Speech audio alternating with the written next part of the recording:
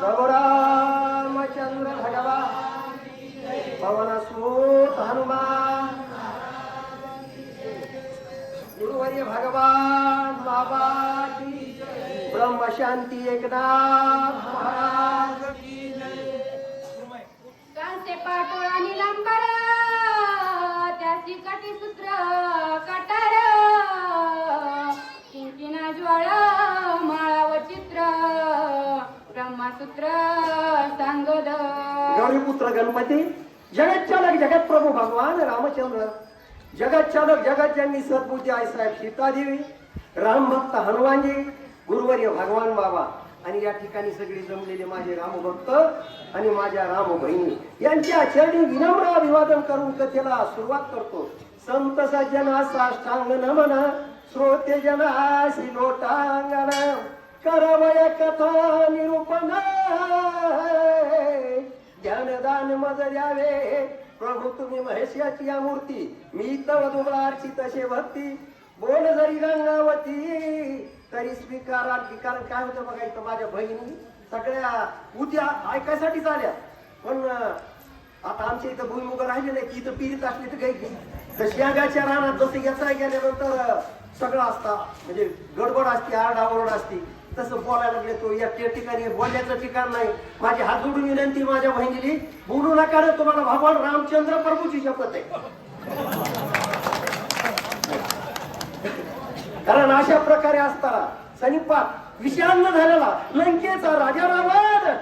विषय विषयाचा परिपाडू गोड परमार्थ लागे करू कडू विषय तो गोडून जीवाशी झाला. त्या राजा रावणाची अवस्था फार वाईट झाली होती महाराज का कारण त्याला त्या ठिकाणी वेद पाठक होते ब्रह्मशास्त्र पुतिहा पुराण असे वाचणारे होते. त्यांनी सांगितलं सगळ्यांनी बंद करा म्हणला काही नाही म्हणला पुती नाही पुराण नाही काही नाही म्हणला का माझ्या मनाची मनोकामना मला परिपूर्ण करायची. अशा प्रकारे असताना तो लंकेचा राजा रावण अशा प्रकारे असणारे सुवर्णाच्या दीपिका लावून आणि त्या अशोकवनाच्या ठिकाणी ज्या ठिकाणी माझी जगतचालक जगत ज्यांनी सीताबाई बसलेली त्या ठिकाणी आठवत निघाला मला बोला मुकुट कुंडल्या अलंकार माझी मुक्तर माळा निळाहार वागी अंधुवाचा गजरा चरणी तोडरा वृंदाचा काय किती वैभव होतं त्याचं राजा रावणाचं त्याला काय कमी होतं त्याच्या वैभवाचा जर विचार केला तुकाराम महाराज म्हणते 7 कोटी सोन्याचे किती चांदीचे आणि अशा प्रकारे अनेक धातूचे अशा प्रकारचा वैभव संपन्न 80 लाख बायका होत्या 1.25 लाख धातू होते. अशा प्रकारची आघाडीत अशा प्रकारचा वैभव संपन्न सुख संपन्न अशा प्रकारचा लंकेचा राजा रावण होता. तो कसा होता ब्रह्मदेवाचा नातू होता महाराज कारण ब्राह्मण कुळामध्ये जन्मलेला होता पण याचा तो विषयांग झाल्यामुळं त्याची अवस्था फार वाईट झालेली होती आणि अशा अवस्थेमध्ये तो अशा वनाच्या ठिकाणी माझी आई सीताबाई बसलेली होती त्या ठिकाणाकडे निघाला. सुगंध चंदनाची उटी पदके शोभती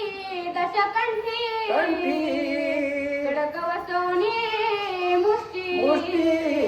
सीता बेटी कारण बघा अशा प्रकारचा लंके राजा राम